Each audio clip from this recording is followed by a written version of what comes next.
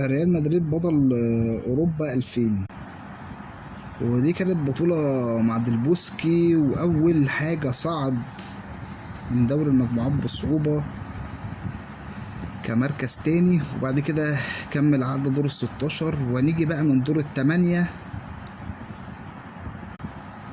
خرج مانشستر يونايتد بالجيل الذهبي اللي أخد بطولة أوروبا 99، دوايت يورك والشلة دي كلها، وبيكهام. قدر يكسبهم في استاد الأولد ترافورد 3-2 بعد ما تعادلوا 0-0 في سانتياغو برنابيو. وبعدين خرج بايرن ميونخ بتشكيلة قاتلة ورهيبة، كسبهم مجموع ماتشين 3-2، 2-0 ذهاب و2-1 في العودة خسروا، وصعدوا كسبوا في النهائي فالنسيا 3-0.